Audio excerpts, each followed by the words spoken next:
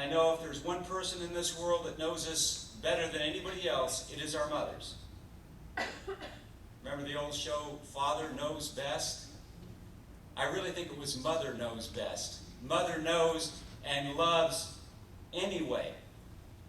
They don't say, I love you if, or I love you when, or I love you but I love you. Think about Albert Einstein's mother. You think she would have said, oh, but Albert, it's your senior picture. Can't you do something about that hair? Think about Jonah's mother. Remember Jonah from the Bible? That's a nice story, but tell me where you've really been for the last 3 days. No, she would have just said, sure, I believe the thing about the whale. How about Thomas Edison's mother? Well, I'm so proud of you for inventing the electric light bulb. Now turn that thing out and go to bed. No, mothers aren't like that. She would let it burn all night. How about Christopher Columbus? I don't care what you've discovered, Christopher. You still could have written. No. Well, maybe she was a Jewish mother. She might have said that. Methodist. Okay.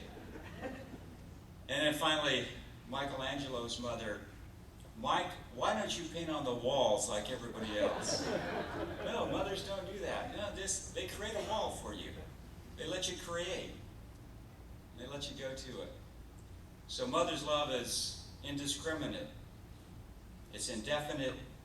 It's indiscriminate. And finally, it's indefinite. It has no limitations. You know, the burden that mothers carry for their children doesn't have a closure point. There's no closure point for a mother's caring or love or compassion. It's not like they'll say, okay, now you're 18, that's it, I can quit worrying about you. Any mothers do that here? Or you're 28, I can quit worrying, or you're 38 or 48 or 68, I can quit worrying. It goes on and on, even when they leave home. You always carry that burden, don't you? You carry that burden with you.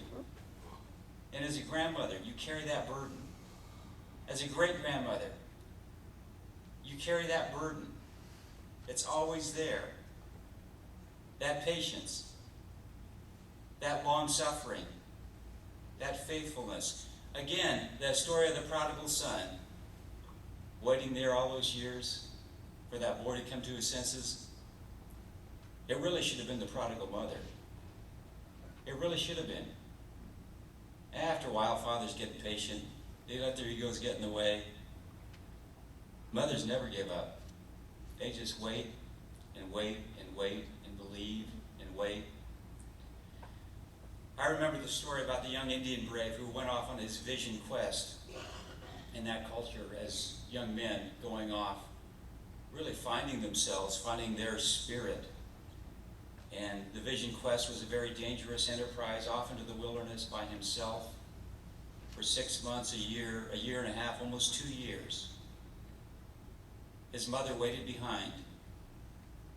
And every morning, the mother would go in to his tent, his teepee, and rearrange his sleeping place as if he were coming home, as if he had been there in the morning and he were coming home at night, day after day, month after month, every morning, rearranging that sleeping place.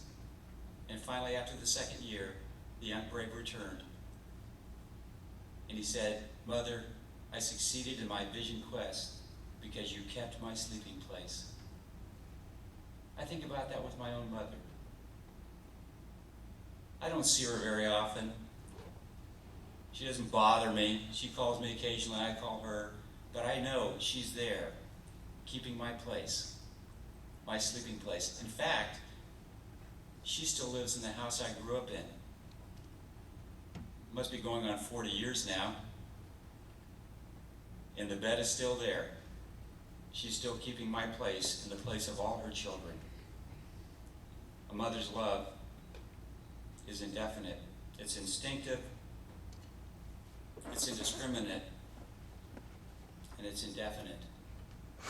And they ask so little in return. But I found that the smallest thing can make a mother's day. Just a card, a phone call. They don't demand it. They don't expect it. But I tell you, it's like chocolate for a mother's heart to get a call from their child. More and more, I understand how much that means as a parent when my children do small, thoughtful things for me. So, if you're, and we're going to have the mic put down here and give you an opportunity in a minute to come forward. But if you're lucky enough to still have your mother around, don't take her for granted.